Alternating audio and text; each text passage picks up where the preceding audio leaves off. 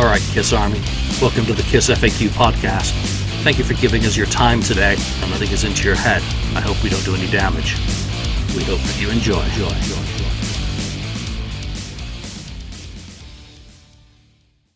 Welcome to episode 333 of the KissFAQ Podcast. I'm your host, Julian Gill. Today I'm joined by two guys from Buffalo, Gene Schmidt and John Jeffrey, who are putting together the Buffalo Rock City Kiss tribute. Good to see both of you guys. Thanks for taking the time to join us on the show today. Introduce yourselves. Well, Julian, you and I have known each other, as we said, now going on a better part of 25 years. And I've been a longtime Kiss fan, pretty much immersed in Kiss fandom, going back to when I was 16 years old. And I started the Kiss Underground fanzine. And I guess my fandom's kind of evolved. I did the fanzine from 1987 up until 2007 and started doing Kiss Tribute Band. Maybe around 2000 on and off. And then just recently, after a chain of events, wound up with this idea to do this Kiss tribute record, and a Kiss tribute record like one's never done before. Awesome. Gene, what about yourself? Well, I am kind of a Van Halen fan. More, I don't know if you can tell by the stripes on the walls. Local musician, haven't really done much, but playing a Van Halen tribute band for the past 25 years, maybe once a year. Actually do a gig. Do a lot of YouTube. I have a cover band with family, my brother-in-law, cousin, and a couple other guys that are really good musicians, but I don't really gig much. Just like the noodle. I like the challenge of playing cover tunes and write some instrumentals here and there. And you have your YouTube channel. Yeah, YouTube channel. That's where I put all my effort in because I can do it on my time. At my pace and not compromise whatsoever with other people. Play what I want to play. So what kind of stuff are you doing on your YouTube channel? Everything from Yngwie Malmsteen to Night Ranger, Brat, Van Halen, a lot of Dokken. A big George Lynch fan. Can't go wrong with Dokken. Yeah. And I think what Gene overlooked a little bit is essentially what he does is he does guitar covers of his favorite guitarists. And what he does is he'll take the song, he'll learn the guitar parts, the rhythms, the solos, he'll learn them note for note, and not only just play all the parts correctly, but he'll also break down like the various tones that are recorded on the original albums. So what you hear is not just, somebody replicating, a solo note for note, but you're really getting the full essence of the lead guitar and the rhythm guitar, all the guitars from all the songs that he covers. And that's kind of brought him into this project was, his ability to do that, even though he's not like you and I, a diehard Kiss fan, but it was more so his just attention to detail, which, brought him into this project. Not a diehard Kiss fan. Hold on while I crop him out of the image. Yeah, hey, man, I had Kiss Alive too when I was a kid. My neighbor gave it to me.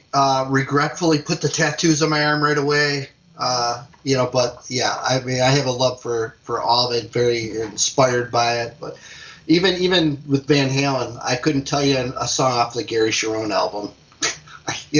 I just like what I like, zone in on those hits that are playing on the radio and a couple of B-sides here and there, but that's generally with all music. So yeah, it's kind of funny. When I started getting seriously back into guitar again, first song, I really, really wanted to learn to play the riff to properly Unchained. There's just something that feels very, very good about that. And I can't get anywhere near the tone, but and I can't get anywhere near the quality of actually playing it. But you know what? For me, playing is all about fun. Let's talk about Buffalo Rock City, Western New York's tribute to Kiss. Yes. John, why? That's a good question. Actually, somebody else in a message board said, do we really need another Kiss tribute album? And I kind of pondered the question literally, and I agree with that in some ways, but I'll give you the real reason why. Is being a Kiss fan and being a big audio collector like yourself, I don't say if I own copies of every Kiss tribute record, but I think I've at least heard tracks from every single one that's ever come out ever since the first one, Hard to Believe, released in 1990. And I'd have to say my biggest issue with all of them is the fact that they're compilation records. And like with any compilation record, whether it be a tribute album or just a greatest hits package by any band, is that when you're listening to it, and especially being somebody who appreciates audio like yourself, it becomes fatiguing to the ear to go through and hear the constant sonic change from track to track. And being that, with Kiss tribute records, a lot of them not exactly having huge recording budgets, some of the sonic change from track to track is extreme, where you'd go from a song where, you have the bass blowing out your speakers and the next song sounds like AM radio, transistor. And so that was kind of like the goal. Like, if we're going to do this record, we wanted to record the album. I guess if you would compare it to anything, it would be compared to like the Kiss Jigoku record, or as released on Sonic Boom, Kiss Classics, where what they did is they recorded all of those songs, and while they, kind of focused in and changed some of the tones, when you listen to that record from the beginning to end, you get this feeling that, okay, this was recorded by the same guys, probably in the same studio, and it just has like this cohesive feel. So that was something that we wanted to do with this Kiss tribute record, and it being that it's not a compilation record, it's actually the first ever Kiss collaboration record, and that's what we wanted to do by making this CD. I think you've actually nailed a really important point about the tributes historically, and it's no slight on the effort and intent of any of those projects to want to do something that sounds better.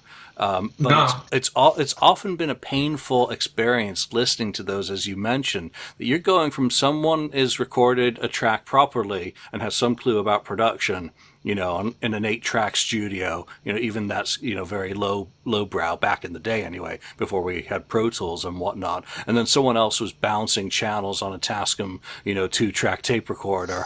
And when you put all of those together, it's like you go from freeway freshly paved to potholes, and Bob Ezrin would have a nervous breakdown listening to some of the productions that have actually been released, even though the passion and the fire is all there. That has nothing to do with it, but it still sounds like a sonic hoagie, a goulash. So, at what point do you actually sit down and say, I'm going to take on a tribute album project? Because that's a hell of a step to take, committing, rather than saying, I'm just going to do a couple of songs like an EP. What makes you sit down and say, I want to make a new statement about Kiss tributes and commit to all the work that goes with it? Well, do you want the long answer or the short answer? I'll take any answer that you give, and, if it's too long, I'll edit you out. All right, fair enough. Well, the true, honest answer, which is a little lengthy, was that my Kiss tribute was playing at a I'm trying to think. In 2014, we were playing at a venue called the High Rock Cafe in Niagara Falls, New York. And the guy who was booking bands at the time was a guy by the name of Jody Valletta. And Jody is a huge Kiss fan, and I've known him for a long time. Jody actually, he and I, we played both in our very first bands, and we both had a rehearsal room in the same rehearsal, I guess you'd say, like a rehearsal warehouse or rehearsal studio. Yeah. It was like, it was cool. It was a place called the Scrapyard, and downstairs was a full music venue, and upstairs were all these rehearsal rooms. And our first bands, our rooms were literally right next to each other, and the walls weren't super thick, so like we're playing, and when we would stop playing, we could literally hear what the bands next to us were doing. So we kind of like listen into each other, and then when we take a break, we'd come out of our rooms and meet in the hallway and talk. And Jody and a lot of the guys in his band, huge Kiss fans, and when he booked us at the show at the Hard Rock, after the show, he was helping us load out. Which is, being a booking agent is virtually unheard of. Usually booking agents do nothing except try to barter you down at the end of the night for you to accept lesser pay. So the fact that he was there and he was helping us, that was very cool. And we got into the conversation, which a lot of Kiss fans do, about when Kiss plays live, why do they usually only play certain songs? The hit songs versus so many other great songs, B-sides, and not well-known material. And as a lot of people may argue, is that a majority of the people that would go see Kiss in a concert setting, you're going to have majority of casual music fans versus a percentage of diehard Kiss fans. And it's kind of the same thing when you're in a Kiss tribute and you're playing at a music venue. You have the same thing, just on a smaller scale, where you have a percentage of people who are there who are, just casual music fans that will go see, the band that was there the weekend before, and that's going to go see the band that's there the weekend after you. And then you have, diehard Kiss fans that want to come see you just because of the fact that you're a Kiss tribute band. So we got into the conversation of, what great songs, Kiss should play live that they don't, and what songs that, we also weren't playing live that would be cool. And then we started talking about, again, how both of our bands are huge fans, and wouldn't it be cool if we got together with other Kiss fans in the area and just had like this really huge kind of Kiss jam where we just played all the songs that you never really get to hear played live, just for our own fun. And then, of course, the conversation went from, well, if we're going to do this epic Kiss jam, we should record it, right? And then that conversation went to, well, if we're going to record it, we have to record it well.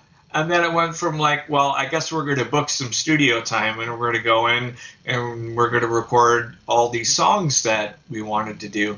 And it never actually started out as a conversation of, well, we're going to record a Kiss tribute album. It was just, we're going to go and we're going to record the Kiss songs that we want to play, which I guess by definition, by default, that's a Kiss tribute album. So that was kind of what wound up happening, is we picked a bunch of songs that we wanted to do, and we had a few false starts and stops, and some people who were initially interested that fell off, and then other people who were interested who came on later, and we wound up with the idea to do this Kiss tribute record. And basically, again, going back to the whole concept of what other Kiss tribute records are, being compilations, we already started saying, well, if we do this, we're going to make sure that this record is better than any other Kiss tribute record ever to come out. And again, it's no slight to the dedication and the performances that other musicians have done on other Kiss tribute records, but again, down to the recording process of how they're recorded to make sure that the end result is something that is superior sound-wise. And that's basically how the whole project got started. So, at what point does Gene enter the picture? Well, kind of the running, I guess, theme about this record is great things coming out of bad things. And to kind of preface that, being the fact that when we started recording the album back in January, it was right before COVID hit here in the United States. And when I started reaching out to some of my, I guess you'd say, famous musician friends to see if they would participate, the fact that COVID prevented them from being able to be out on the road, which they normally would be doing, now they're home, literally not knowing when they would be going back out on the road or what they would be doing, giving them the time to be able to participate, which in normal circumstances, it wouldn't happen. So, having guys like, Bumblefoot and Dean Castronovo and Robbie Takak from the Goo Goo Dolls, the guys in Ace's band, Mitch Wiseman, all these guys, who would normally, be doing something, were now kind of, stuck at home and not sure what the next move was going to be. It really gave the opportunity to have them involved. And like I said before, when we first came up with the idea to do the record, we had certain people kind of in mind to play on the record. But when it came time to step up and actually, get the job done, as like with anything, you had some people that just kind of, flaked off. And due to the fact of the flaking of a guitar player, the songs that were originally supposed to be recorded, the Animalize songs that we had lined up to do for this record, there was a void that needed to be filled. And I've known Gene since about 1995, and Gene was actually a really good friend of guys in the band that that band situation did not end well. But Gene was always a good friend, and it never affected our relationship. So literally, I got a phone call 2 nights before the first rehearsal for the record from this guitar player, and he's like, yeah, I'm not interested in doing this record anymore. And I kind of thought to myself, I'm like, well, we haven't gotten together one time to play one note on this record, so how could you have already lost interest in doing this? So anyway, so I'm literally sitting in front of my computer monitor going, who am I going to get to play guitar on this now? And I just sat there, and Gene's name just popped into my head. And so I'm there. So then I pull up Facebook from my taskbar. I type in his name, see what he's doing. And I just happen to see that he's doing all these guitar recreations, and he's got a YouTube channel where he's taking songs, learning them from scratch, learning all the guitar parts, playing them note for note, recreating the guitar styles. And that's exactly what I needed for the 2 Animalize tracks that we recorded for the album, which are I've Had Enough and While the City Sleeps. And so I contacted Gene. I told him the scenario. He never heard of either song ever before in his life. And but he jumped right on it. And I tell you, truthfully, he plays these songs just as well as Mark St. John did, and probably he plays these songs better than what, if I got one of the most diehard Kiss fans, who's a great guitar player to learn the songs, I don't know if they would do as great a job as he did on those songs. The check is in the mail, John. Check is in the mail. Well, Gene, I mean, what was you've already said something about your musical interests. What was your response to, checking out While the City Sleeps and I've Had Enough Into the Fire? One is obviously the lead-off track on an album, and that should tell you something about it. But what was your impression? It's well, first of all, it's like I'm ticked that I didn't know about those tunes because like I'm a huge like Rat fan and the Doc, and it's all very much in the style of that, this perfect early '80s style of music that I love, and I was like, you kidding me? How could someone say no to wanting to do that? Like I really love recreating that stuff and I do the recording at home of the tracks that I did, and without any real pressure than my own time, and it was just so fun, and really just discovered how awesome Mark St. John was, and it meant a lot to me to pull it off the best I could.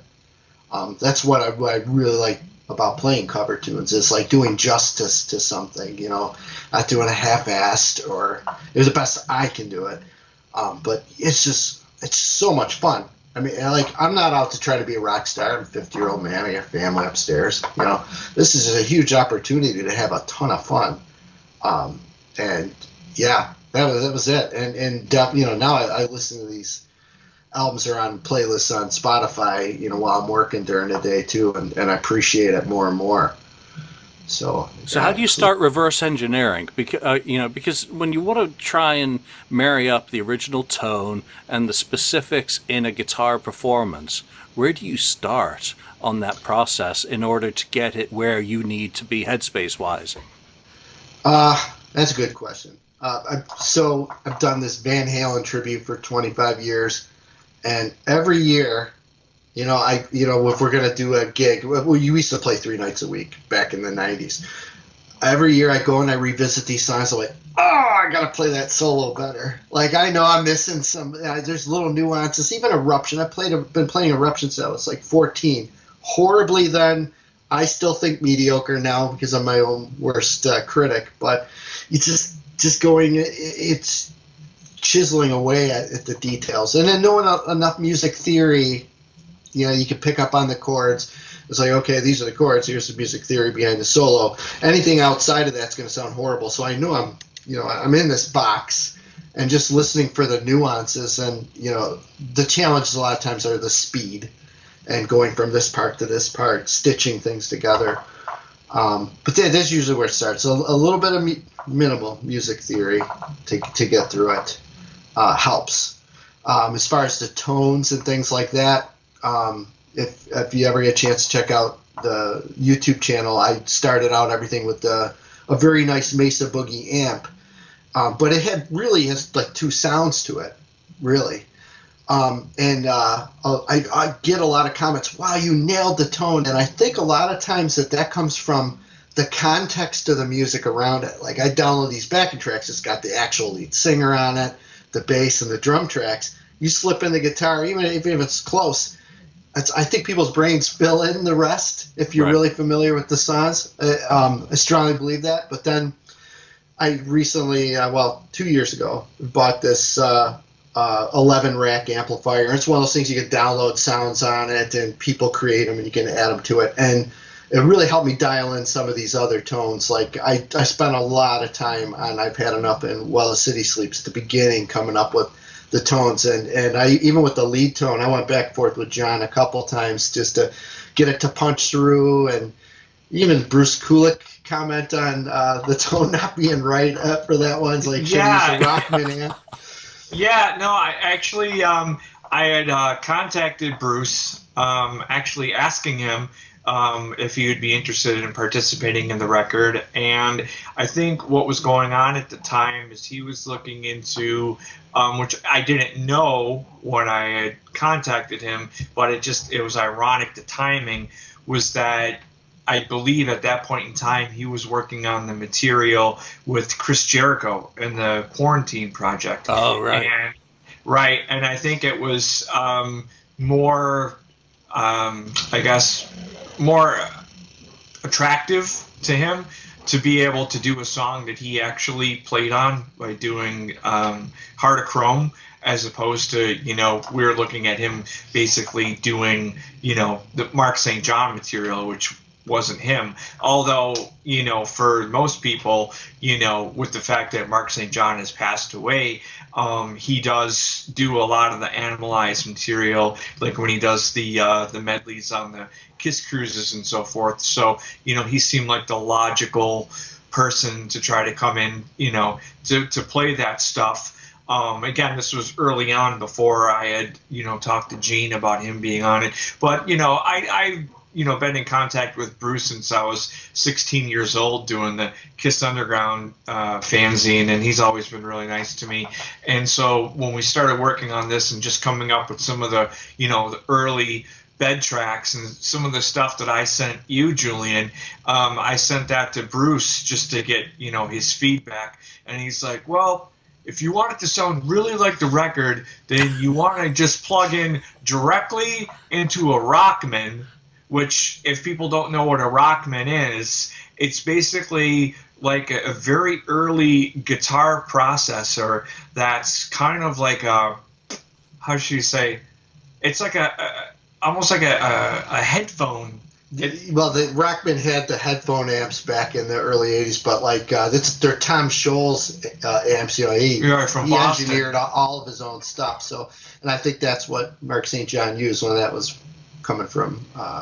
Right, but I think what Bruce was saying though is that they actually used one of the small little plug-in ones that's like a headphone, kind of like you can, back in the 80s they made these things so you could get these, walk around, play the guitar with your headphones on, walk around and just clip the amp like on your hip and walk around. That's what these Rockmans were. And now if you try to get them, they're they're pretty expensive if you try to get them on eBay. But Bruce was saying, yeah, if you want to get the Animalize sound, just plug directly Rockman right into the board and you'll get that sound. And so we didn't do that, but little EQ and stuff.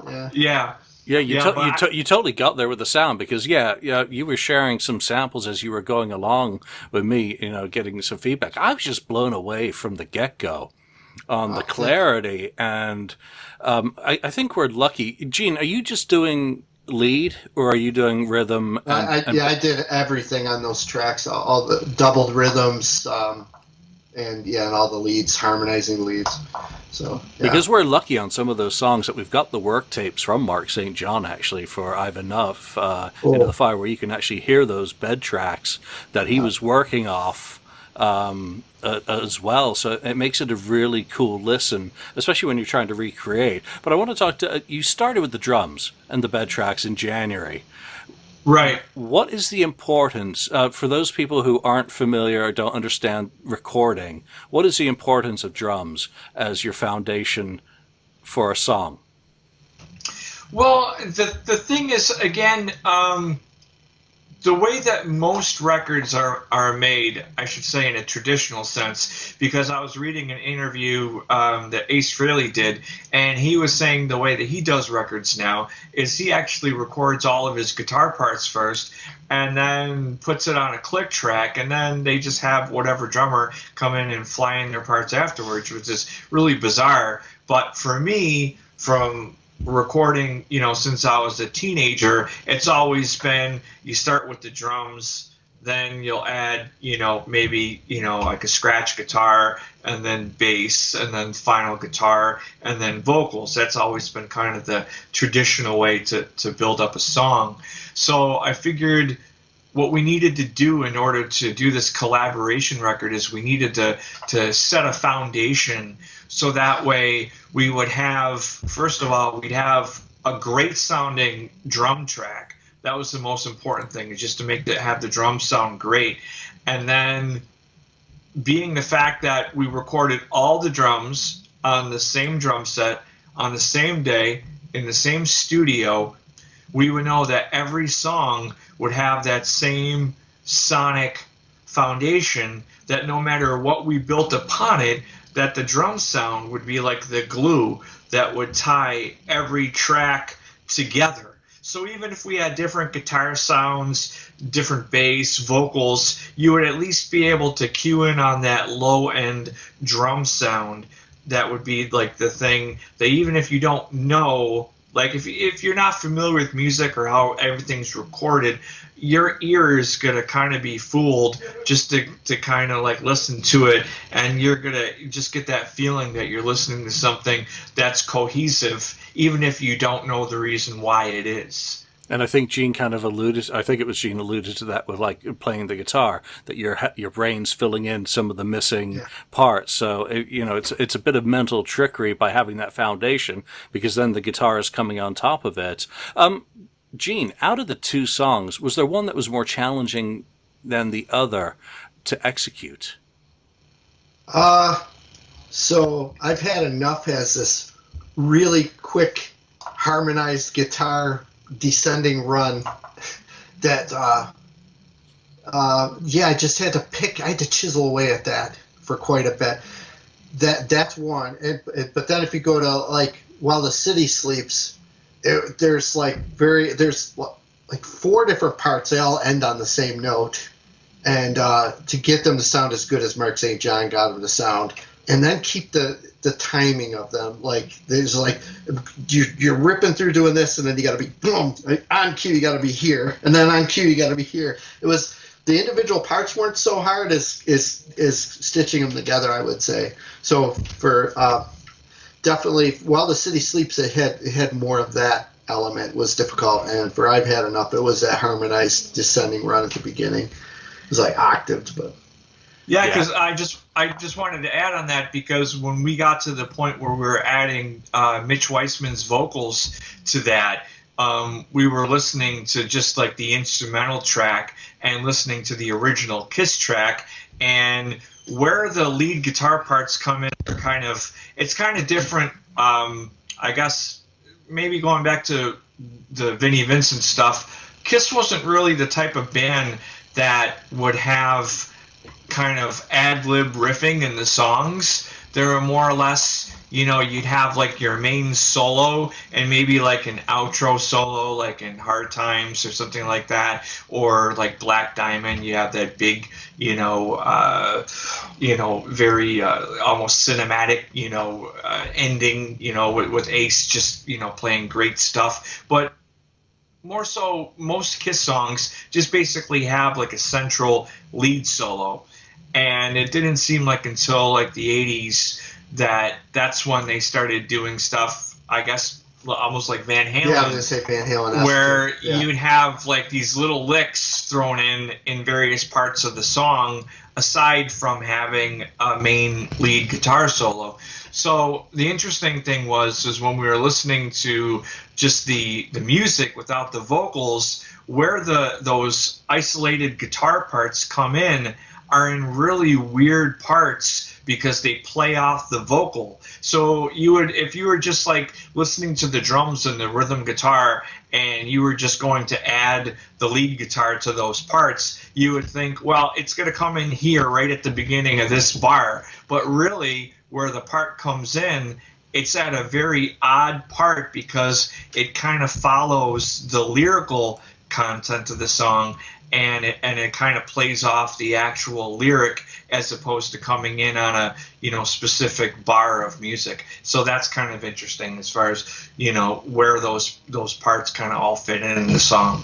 Yeah, and that was something that Mark St. John really brought in on this album, was filling those areas with fully formed, you don't want to call them fills as such, and I think a lot of his jazz background gave him a lot more freedom in interpreting how to use that space and how to fill it kind of appropriately with his blistering fingers, because the guy could put some really rapid runs together that are very subtle. And again, going back to those work tapes, which I was listening to, hearing him work on those ideas and those concepts and put them in, really fascinating. So, that's one of the things I like about Animalize, is that you can really get into the guts of that album, even if it doesn't quite stand in terms of the overall quality of the songs, on some of them anyway. Compared to some other albums at the time from the band. So what led you to reach out to Mitch Weissman? I mean, that's a very, very quirky thing to be doing on a tribute record, to get the songwriter to appear on his song that I don't think he ever appeared on or did anything more than a little bit of background vocal stuff with the band. Yeah, well, here's the thing. Again, doing this Kiss tribute album, we wanted again to do something that would set it apart from literally any other Kiss tribute album that ever came out. Again, this being the first ever Kiss collaboration record, we also wanted to have a few other interesting things. This is, as far as I know, this is the only Kiss tribute album that has songs going from the very first Kiss album all the way up to the very last Kiss album, which was Monster, which, people are questioning, will Kiss ever record again? Probably not. Maybe. We don't know. But for all intents and purposes for now, it has songs from every Kiss album. We have songs that represent every guitar player who was ever in Kiss, all 5 guitar players. We have vocals from all 4 original members represented on the album, and we have songs represented by all the main Kiss studio drummers. Peter Criss, of course, Eric Carr, Eric Singer, and Anton Fig. And so we wanted to, make sure that we hit a lot of, interesting factors with doing this. And we wanted to also do something interesting where we had, as far as I know, and you can correct me if I'm wrong, this is the only time ever where a Kiss co-writer who wrote a song with the band actually re-recorded a studio version of a song that they wrote with Kiss that was released on a Kiss album and wound up coming out years later. Yeah, I think so. I'm trying to think Desmond, whether he did anything naughty with his stuff. But for all intents and purposes, why the hell not? I mean, it makes sense. Gene, I think John said that you played guitar on 3 songs. Yeah, that's funny because the day John contacted me about doing this, I had already had put together a version. I worked for months with a local singer just remotely by passing backing tracks for why am I brain fired? Back on the Streets. So it's a song I've just loved ever since the first Vinnie Vincent album came out. It's like it always did something for me, and I had usually worked with backing tracks where they already have drums and bass. I'm like, it's got that swing beat. I bet you I could recreate that whole thing with software. I got a keyboard right here. I'll do all the music, and I'll have a guy come down and we'll do it for YouTube, which adds an extra pain in the butt element because the singer didn't have the luxury of singing, one verse at a time to get it just right. I'm like, look, I'm going to be filming you. You kind of like, I want you to sing it all the way through to the solo, and then after all the way through to the end. So I put this project together, and I posted about it on Facebook as well, right before John contacted me. And it was like the day of filming this, the vocals for that video, it was Back on the Streets. And I had already made the decision to do my own version of the song. Usually I'm trying to nail every little nuance that a guitar player did and just copy. I think the only thing I kept was this like a signature little fill lick that Vinnie Vincent and John Norum did in the version of the song. I think it's in the second verse. Yeah, second verse. Yeah. The clean channel in the second verse. But the rest was just free for all. I even changed the background to solo a little bit.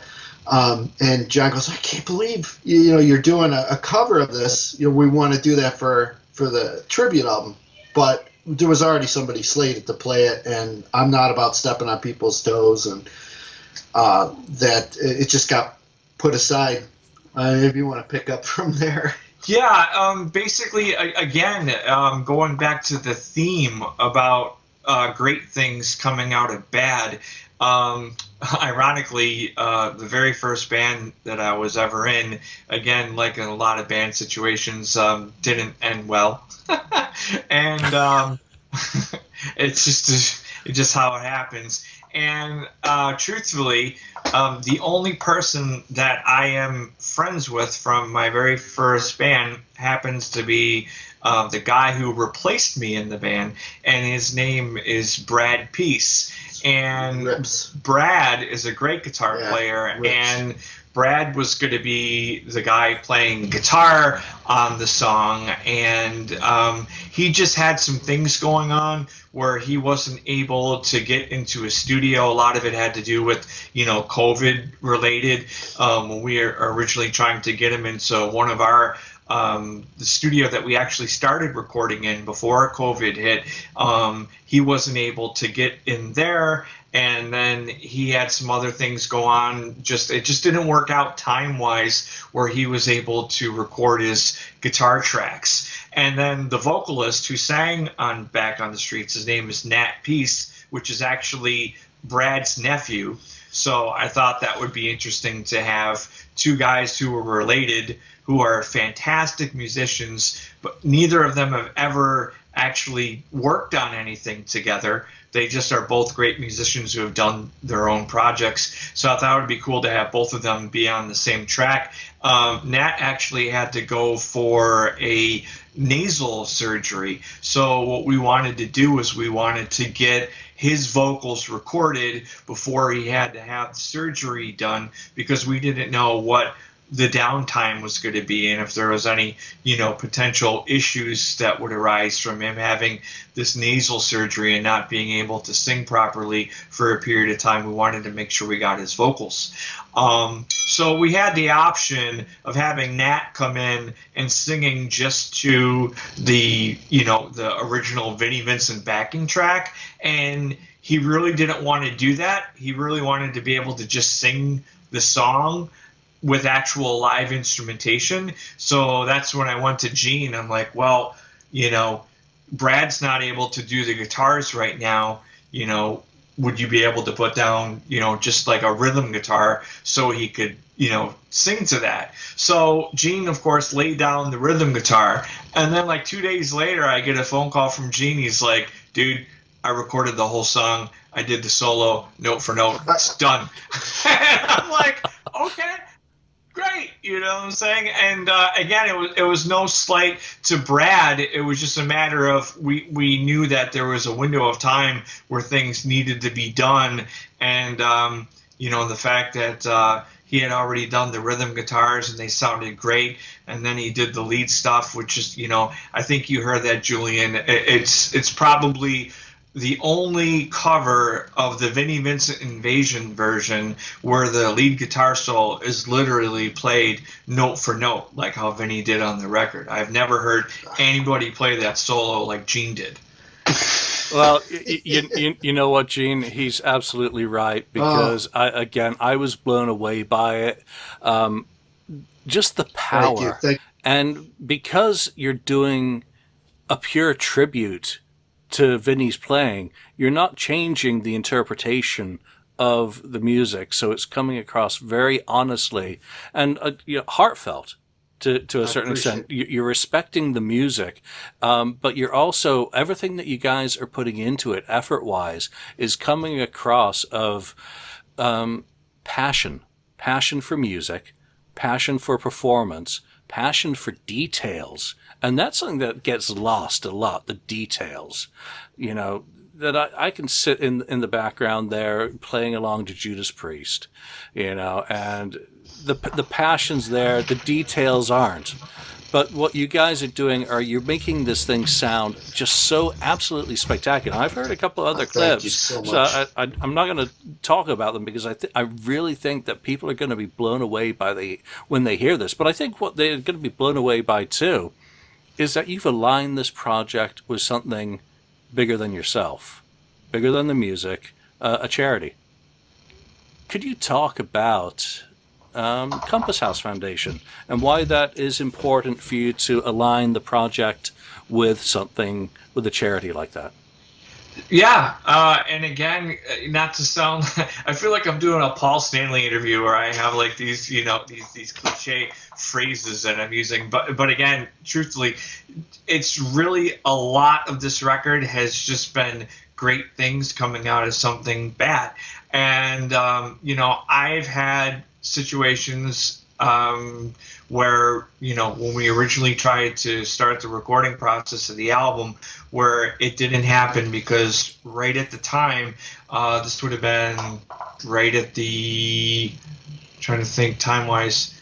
This would have been the end of 2017. It was right after Christmas, right before New Year's. I had been living at a family-owned property for 21 years, and the property went into foreclosure, and the new owners came in, and they wanted to do a fast sale, and they gave me a 30-day notice to vacate right after Christmas, right before New Year's.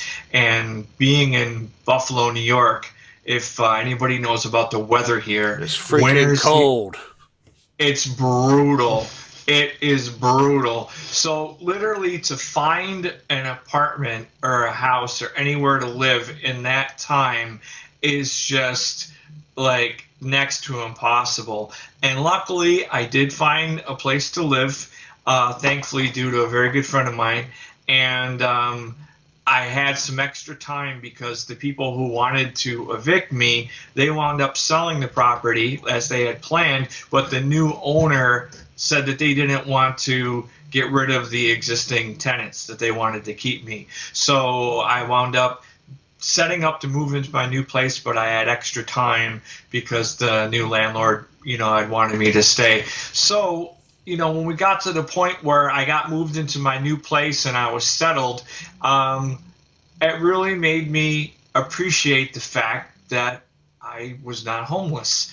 And it was, something that was probably in my life the closest I ever got to actually, facing like, wow, I could maybe, being out on the streets without a place to live.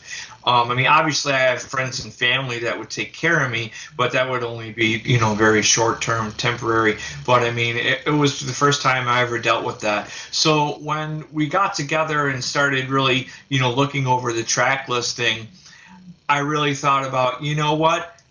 Why don't we do this record? Why don't we look at the songs, look over the list again, and really kind of come up with a theme, and a theme that, tied in with what I had to deal with, which is, homelessness. And, so the track listing are basically, they're all non-cock rock Kiss songs, and they all deal in some aspect or another with, living on the streets, dealing with, quote unquote hard times, just going through, sometimes, where you introspective things, like I've had enough, talks about, just, really, evaluating a lot of things and, like I said, dealing with a very difficult period of time.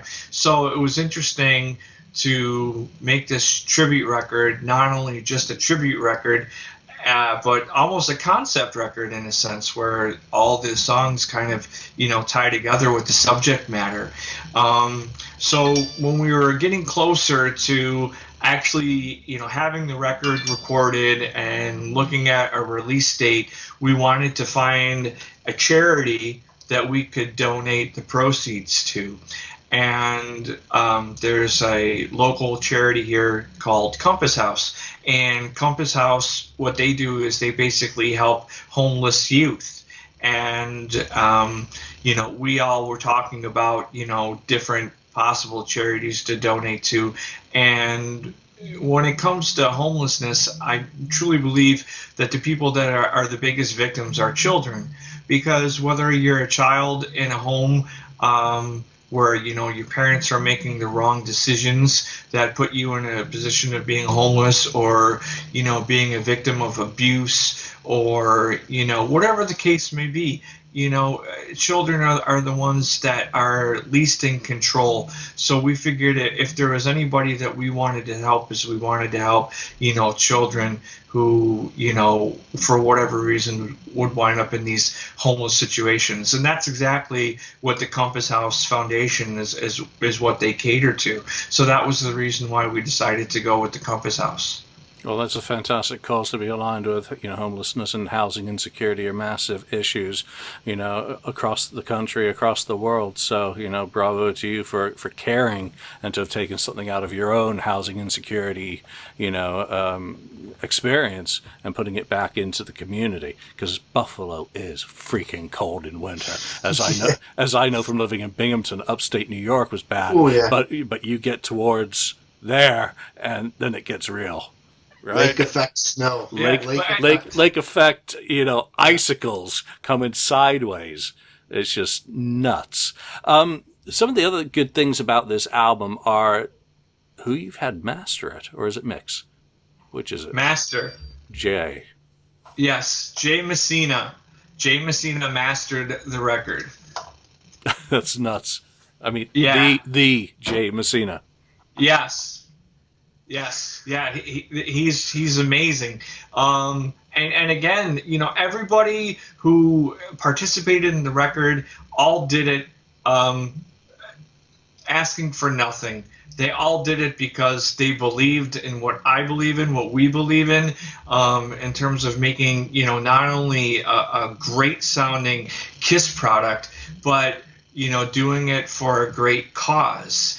And ironically, Jay also happens to be friends with Mitch Wiseman. So when I was talking to Jay about the record, and Jay and I just were talking on Facebook, I contacted him after we got one of the final mixes of Hard Times, because if people don't know, Jay actually engineered and mixed the Dynasty record. So I wanted to kind of pick his brain a little bit and ask him about like some of the sounds, like the drum sounds and so forth, of what he wound up using for that song. And it turned in, he went from like, well, can I call you? Because we were just messaging on Facebook. I'm like, yeah, call me. So he called me on the phone and we talked for about an hour.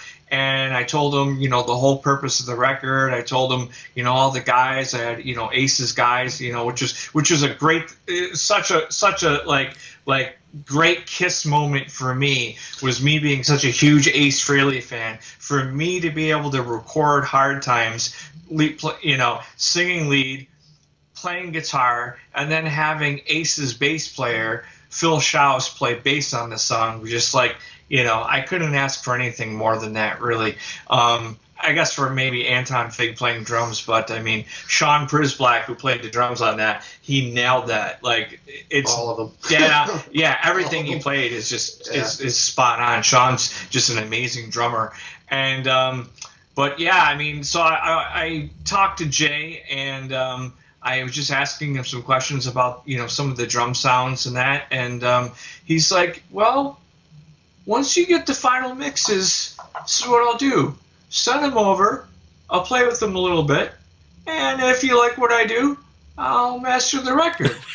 And I'm like, so I'm telling the guys, I'm like, yeah, Jay Messina, he asked if he could audition mastering our record.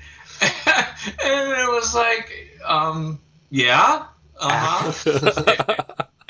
hell yes, because I mean, for me, again, Julian, both you and I, are big Kiss collectors, and being, audiophiles, as one may say, that's some people being Kiss fans, they'll have their certain aspects of what they like to collect, and I know for you and I, it's always been, audio and video, more so audio. So for me, being a fan of audio, and just hearing everything that Jay did, what I'm saying, it was just it was just, for me, I'd have to say Dynasty and Unmasked and Dressed to Kill are probably the clearest Kiss sounding albums in their discography, and you could tell me if you agree with that or not.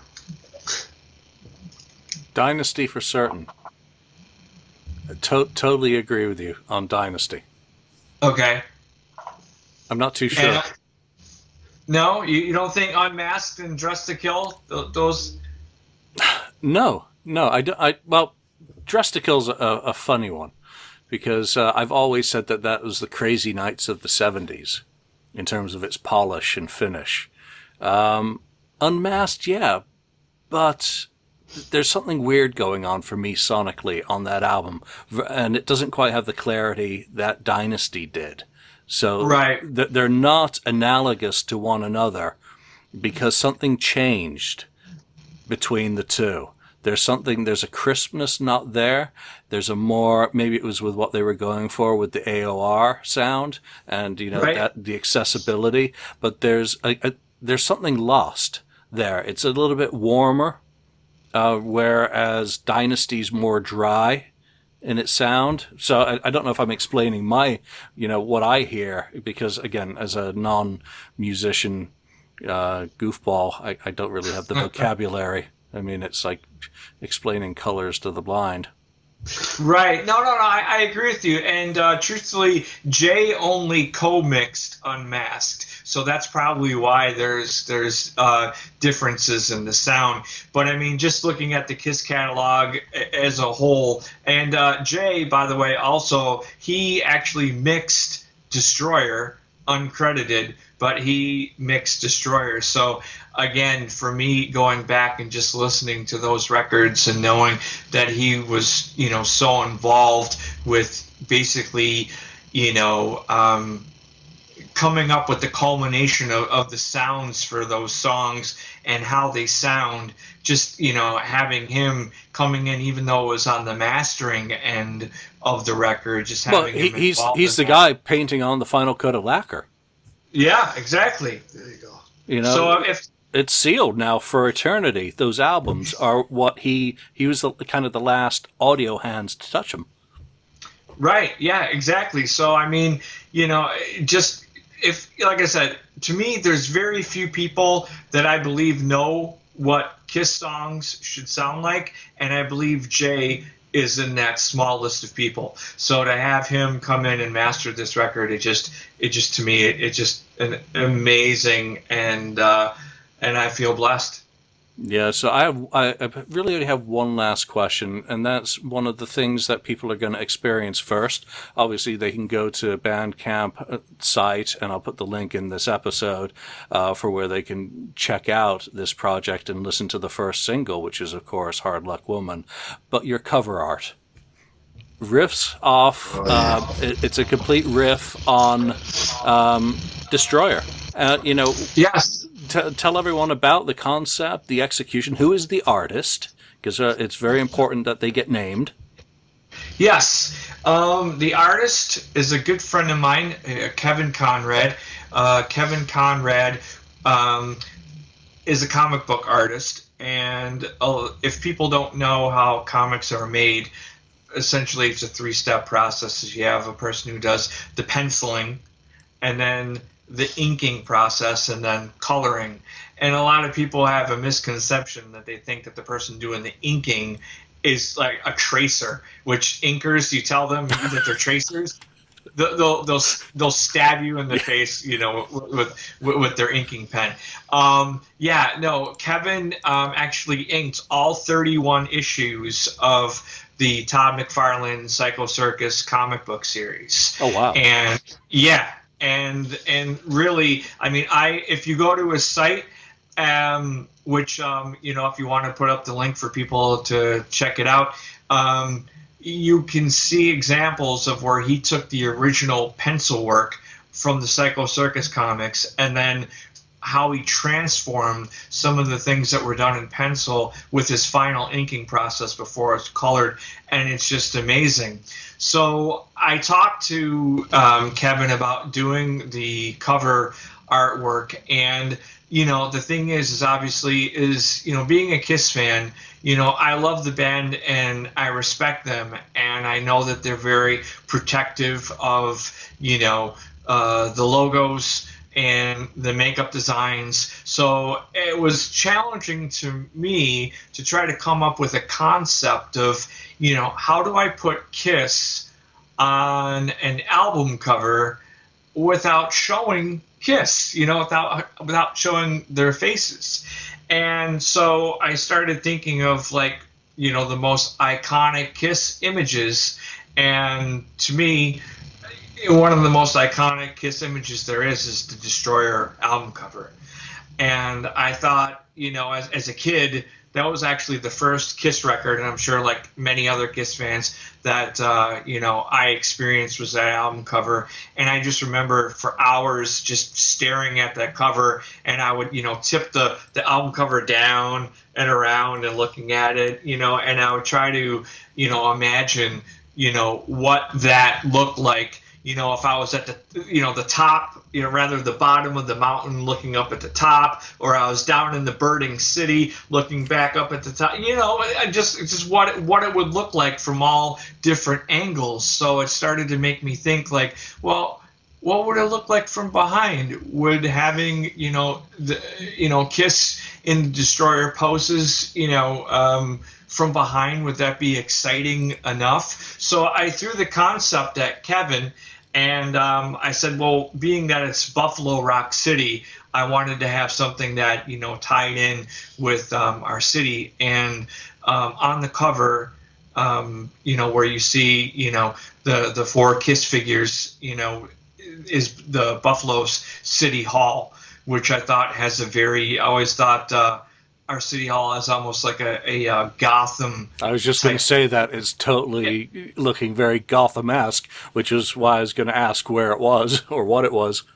Yeah. So I threw the concept at Kevin, and I'm like, can we make this work? Can we make this, come alive and be something that's, looks cool? And so he started coming up with sketches.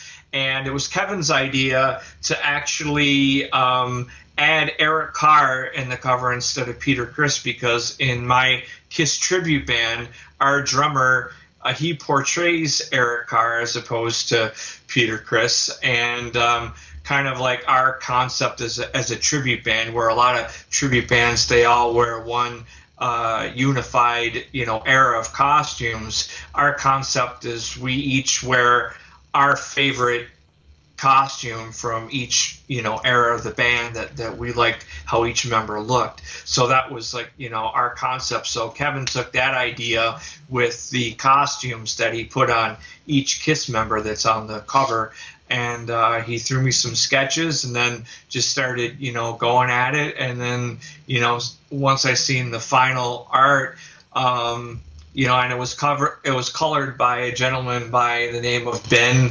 Prenvost, and he did the final colors on the record. And I have to say, everybody who's seen this cover art, been nothing but compliments, and I couldn't be happier with that. No, I thank you for explaining, the costumes, because Kiss fans are detail freaks, as I once found out to my error with one of my book covers, the wrong order of the members. Good God. So now that explains wait, why. Hold on. There's an actual order of the members? I was told there was, and I got it wrong. That's okay. I sleep well at night. I'm not worried about it. It sounds. In fact, I'm quite happy, because it means that someone else is still, fretting about it somewhere and not sleeping well at night. So over a book cover, there we go. All right. So do they take the book and turn it the other way around so they're in the right order?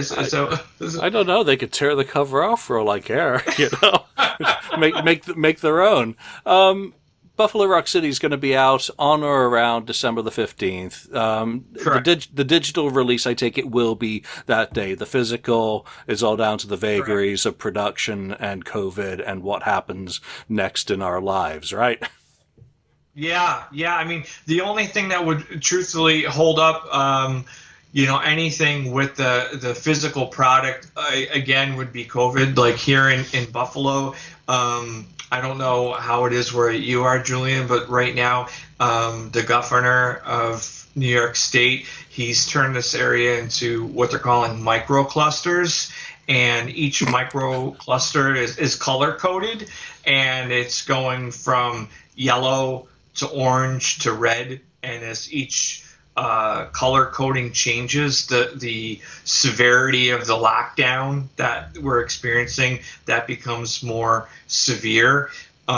So, the only thing that we would be looking at is any of those COVID restrictions holding anything back in terms of getting physical product. But as far as the actual, just the music, the digital download, there shouldn't be any delays with having that up, on the site, on the Bandcamp site, December 15th. Yeah, I think Andrew's named it perfectly. Clusters. Everywhere is a cluster. In San Francisco, our colors include purple, the color purple, which is like Paul's headband from The Elder, right? Yeah. That's your biggest threat, is if you've got a purple headband, you're on the KISS color code, you're in danger. Danger. All right, I think that pretty much covers Buffalo Rock City. If there's anything you'd like to add, now is your moment. I think you summed it up, Julian, and we really appreciate the opportunity to do this show with you. This is actually the first press that we're doing for the record. So again, we thank you. We really appreciate all the support from all the KISS fans, because we are KISS fans. And, none of us, Gene nor I or anybody in the band, none of us are coming from any, aloof positions where, we're like these well-off people. We're just like regular people like everybody else. And, that being said, we still feel that it's important to do this record with a cause, to try to help people who are less fortunate. And for KISS fans, even if you've heard these songs a million times, okay, you're going to hear these songs, whether they're songs that are, super close replications to the original versions. You're going to hear them with modern production values, and then you're going to hear other songs where you're going to hear some things that aren't exactly like the original songs. And we hope you appreciate those little variances as well. So before we go, I'm just going to quickly give everyone the track listing. Black Diamond featuring Bumblefoot and Dean Castronovo. Detroit Rock City featuring Kiss This. Kiss. Hard Luck Woman, which you can hear today, featuring Robbie Takak. New York Groove, 7880. Tell me, just interrupt me. Why 7880? Tell me about that. Okay. What that is that our original concept of doing New York Groove, well, first of all, I know we're wrapping this up, so I don't want to make this too long. One of the things else we wanted to do with this record is, I don't know about you, Julian, but I really can't stand fade outs. I'm not a fan of fade outs. Nope. Right? Nice hard ending. Yeah. So what we wanted to do is we wanted to have as many hard endings as we could for the record. So we wanted to do New York Groove like the way that they did it live in 1980, which is a really cool version because it's when Eric Carr first joined the band. And if you listen to the way that they did it on the Dynasty tour in 79, and then you A/B that with the way they did it in 1980 with Eric Carr, it's just night and day. Just the drumming that Eric Carr added to the song was just fantastic. So that was the way that we originally cut the song. And then when we got the tracks back from Tommy Hendrickson, he decided that he wanted to do the song just like the 1978 Ace studio album. So we were kind of in a dilemma of sorts because we were coming from two kind of different stances on how we wanted the song to go. So what we wound up doing is we left the arrangement like the 78 Ace studio record, and Tommy just sounds so much like Ace on that track. It's unbelievable. But what we did do to make it like the 1980 version is we had our drummer from Kiss This, Julius Jambaluka, we had him go in and we had him add all those tom hits that Eric Carr did on the 1980 version. So we basically said, well, you know what, we'll call it New York Groove 7880 because it's really the perfect marriage between the Ace Frehley 78 solo album version plus the 1980 live Kiss version. So that's where you get New York Groove 7880. That's a great story. Your Kiss This drummer now is the official Alan Schwartzberg for doing drum overdubs. Correct. Yep, there you go. And Tommy Denander is on there as well. Dirty Living, featuring the fabulous, I can't wait to hear this, Ryan Cook and Phil Schaus. Hard Times, featuring Phil Schaus. I've Had Enough, obviously we've talked about. Back on the Streets, we've spoken about. The Street Giveth and the Street Taketh Away, one of my favorite songs actually off Hot in the Shade. Jungle, which I can't wait to hear the fully finished version of that as well. It's My Life, featuring the third amigo, Jeremy Asrock. Freak, which, great selection from Monster, by the way, and the bonus collector's track, While the City Sleeps. Let's leave that there. Go to buffalorockcity.bandcamp.com and you can order and find out all the details, which I wouldn't read because you've written a lot of stuff there for people to check out. Support the project if you're so inclined. It's going to help a good cause. John and Gene, thank you very much for taking the time to explain the passion behind this album and a whole bunch of stories about it. I appreciate it. Anytime, Julian. Anytime you want, talk about anything else or do any kind of follow up once the album comes out. If people are interested in hearing about it, we'd be more than happy to do it. Because you're a great guy. We love the site, love the message board. It's just, for us diehards, it's great. Even if some of the content's crazy to read, it's just a blast to be able to go do that. And again, we appreciate the support, and we appreciate everything that you do. Thank you. And if anyone's wondering who John is on the board, Ace Clone. So there he is. I've just doxed you. Thank you, guys. Yes. Thank you. Thank you for spending time listening to the KissFAQ podcast today. All sales are final. There are no refunds. If you'd like, look us up on Facebook or come over to the KissFAQ message board and discuss the topic we've broadcast today. Don't forget to rate us on iTunes, Spreaker, or wherever you've listened to the show. We hope you'll join us again.